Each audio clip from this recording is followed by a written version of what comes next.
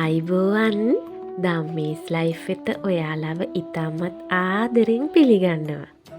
ඉතින් ඔයාලා බලනවද මේ රසට නටන්නේ මොනවද කියලා? වෙනද වගේම රසම රස කෑමක්. ඉතින් බලමුද අද හදන්නේ මොනවද කියලා? එන්නකො මේ පැත්තට.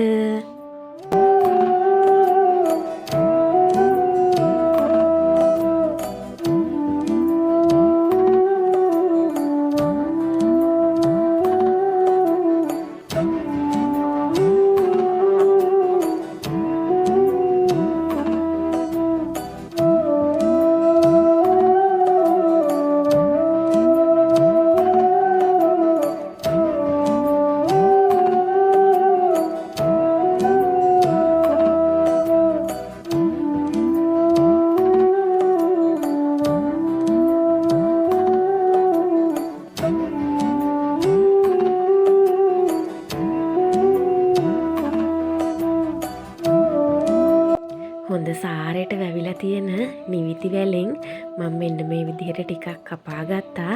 දඬු ටිකකුයි කොළ ටිකකුයි තමයි කපා ගත්තේ. ඉතින් මේ රසම රස ගුණවත් පලා වර්ගය සමහරු හදනවා දියයි කියන. ඉතින් දිය නැතුව ගොඩක් අය කන්න ආස විදිහකට හදාගන්නේ කොහොමද කියලා අද බලමු.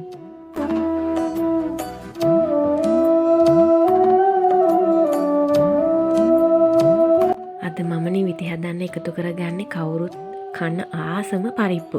ඉතින් පරිප්පු එකත් එක කොහොමද මේ නිවිති එක හදාගන්නේ කියලා ඔහොමම පොඩ්ඩක් ඉඳලා බලාගෙන ඉන්නකෝ.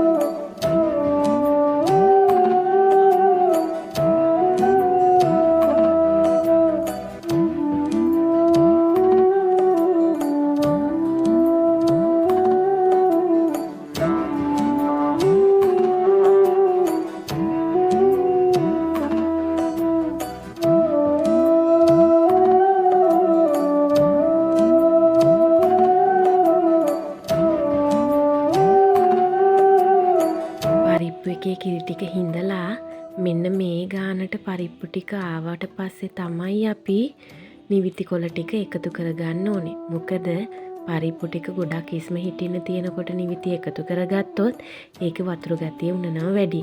මෙන්න මේ විදිහට හිඳලා දැන් අපි එකතු කරගන්න ඕනේ නිවිති කොළ ටික. ඒ ටික ටිකක් වෙලා කලවම් කරලා ගත්තම මාරම රසට උකුවට අපිට නිවිති ව්‍යංජනේ හදාගන්න පුළුවන්.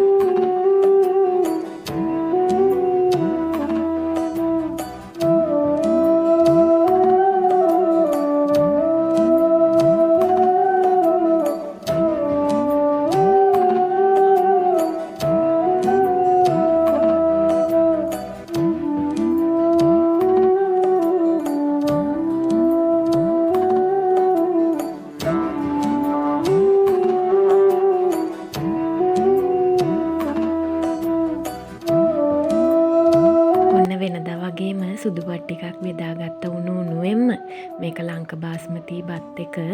ඒක හරි රසයි. ඒකට යහමින් දාගත් අපි හදපු නිවිති වෑංජනෙන් ටිකක්.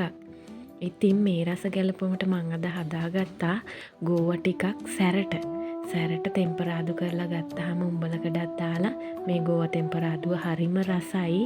ඊට පස්සේ උදේ කිරිබත් ගන්න හදපු රස ලුණු මිරිසෙන් ටිකක් එකතුරු වෙලා තිබ්බා. මං ඉතින් ඒකත් බත් එකට දාගත්තා රසට අනාගෙන කන්න පුළුවන් නිසා. ඊට පස්සේ අද මම මස් මාළු බිත්තර මුකුත් ගත්තේ නැහැ. මේකට එකතු කරගත්ත මම තව මීට් බෝල්ස් ටික තෙල් චූට්ටක් දාලා තෙම්පරාදු කරලා තමයි ගත්තේ. ගැඹුරු තෙලේ බදින්නේ නැතුව ටිකක් වෙලා තියලා තෙම්පරාදු කරලා ගත්තාම මෙන්න මේ ගානට ක්‍රිස්පියට අපිට බෙද ගන්න පුළුවන්. ඊට පස්සේ අද තියෙනවා තනියට පපඩම්. මේ රස ගැලපුම මේ විදියට අනාගෙන කනකොට කොහොමද කියලා හිතා ගන්න පුළුවන් නේද? ඉතින් අදත් මගේ වීඩියෝ එකත් එක්ක එකතු වෙලා ඉඳපු ඔයාලට ගොඩාක් ස්තුතියි. වගේම මේ වගේ රස ලස්සන වීඩියෝ බලන්න හැමදාමත් මාත් එක්ක එකතු වෙලා ඉන්න කියලා ආදරෙන් ඉල්ලනවා. එහෙනම් ඉතින් ආයි රස වීඩියෝ එකක් අරන් එනකන් හැමෝටම සුබම සුබ දවසක් වේවා.